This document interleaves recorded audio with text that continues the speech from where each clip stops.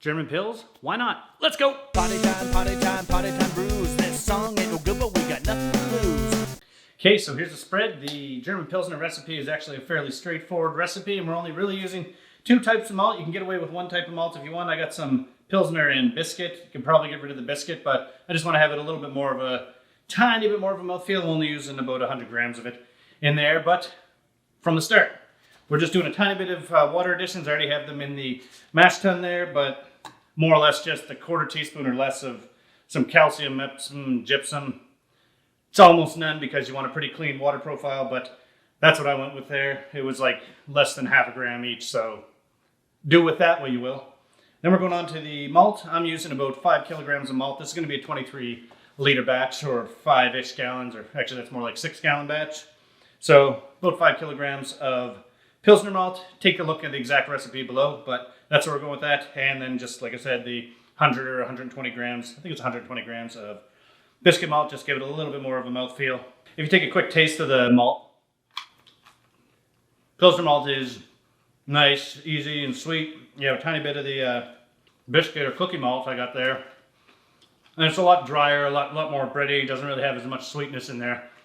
Now my mouth is dry. Should probably just eat some hops and take a sip of the yeast to make a beer in here, but good enough for now. And for the hops, pretty straightforward. Magnum for bittering. The ones I got are about 13.5%. And I'm putting about 23 grams in there. And it's going to more or less make it to the max German Pilsner style guide. So it's somewhere in the 40 IBU range for the whole thing. I'm kind of maxing it out for the IBUs. It is going to be a competition beer again, so one hint that I have heard is that you kind of want to max out all those features of the beer, kind of stand out. So you don't want to quite make a caricature of the beer, but you want to make something that stands out and it isn't right in the middle, because when you kind of blend it into the middle, it can be kind of many different types of beer.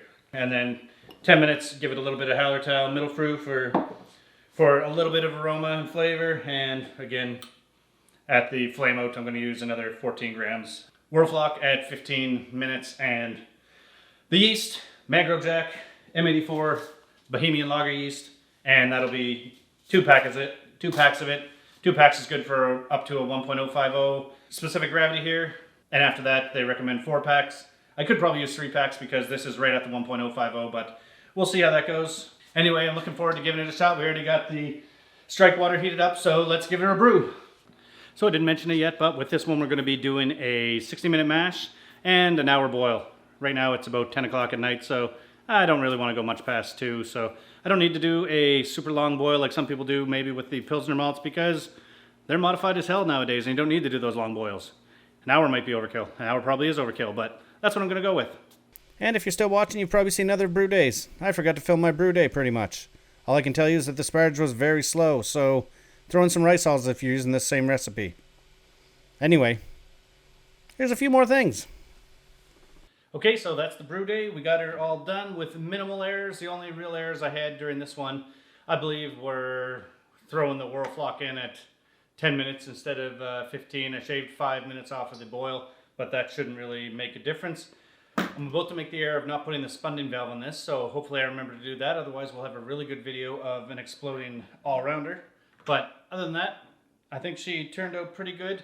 Next time, I think I'd go a little bit lighter on it. She looks pretty dark, but we'll see how fermentation kind of cleans it up and makes it look a little bit better. And also, I think I could shave probably a pound of grains off there, or half a kilogram or something like that, just because it did end up being at 1.055, and I kind of wanted it down to the 1.050. So I added about 3 liters, which should bring it down a little bit less, which will hopefully lighten it up and still make it in that pretty good range for this beer. Anyway, let's see how the fermentation goes and give her a taste. Before I will give it a tasting, let's go over kind of how I did on the competition. The answer is not very well. It was a learning experience. It only averaged out with about a 30 final score, which is, I guess, passable, but not perfect, but it was a good one to learn from. So let's go over kind of what I could do differently in this one. One of the first things, which I kind of mentioned, was that it ended up at a little bit higher gravity than I wanted to when I was already kind of pitching at the edge of the pitching limits. So I think with this one, I could have easily added 2 more packs of yeast to bring it to 4 packs of yeast, or maybe even 5, because it doesn't really hurt to overpitch, but underpitching kind of kills it. In this case, the underpitching probably gave me a little bit of the estery flavors and potentially some of the phenolic flavors that the judges tasted. All the off flavors weren't consistent across the judges, but they did taste them. Some people are susceptible to some and not others, so I'll definitely take the word for it. So yeah, could have pitched a little bit better on this one. The other thing that kind of came up was that it was a little bit off color. It ended up a little darker than it was supposed to be for the Pilsner type. I could maybe attribute it a bit to the biscuit, but biscuit's only like an EBC of 6, where the Pilsner's malt was like a 3.5, so I doubt the 100 grams really added too much to it, but you never know. And I didn't boil it too long or anything, so shouldn't have been any expectation of that making it darker, but maybe I'll just look into a lighter Pilsner for next time if I'm doing a competition.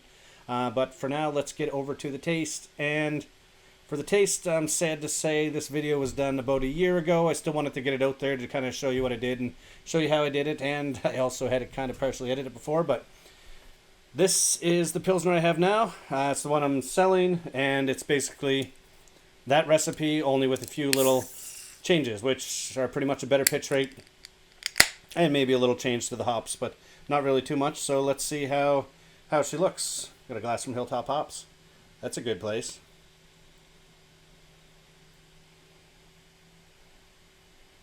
So I should have had a Pilsner glass, because this one is coming out quite carved. Probably shouldn't have had it sitting on my desk for so long anyway, but yeah, take a look. It's pretty clear. This one's been in the fridge a bit, and my fridge downstairs stays at about 2 degrees Celsius, so it is a nice cool fridge, although I did let it warm up a bit, so should bring out some more flavor, but that's probably the reason the head was so high in it. And again, on the other one, one of the things was that it didn't have much of a lingering head, so I've been mashing it a little bit higher just to get it a little, hopefully try to keep a little bit of head on there. But yeah, it's a really clear beer. Nice kind of lagery smell to that. Again, my senses are not amazing. So clean, real easy drinking beer. I think with the Pilsner, and maybe something I will add a little bit more, is get it a little hoppier.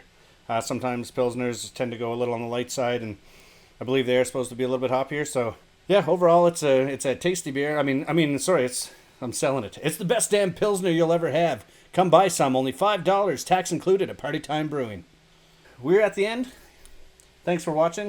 If you want to try a different video, then check out something that pops up around me right now. Otherwise, stay tuned to the channel. I'll be trying to get some more videos up, trying to make something new, trying to put together a little bit of the older footage like this, just because I have it and it's fun. So yeah, really thanks for watching, and we'll talk to you later.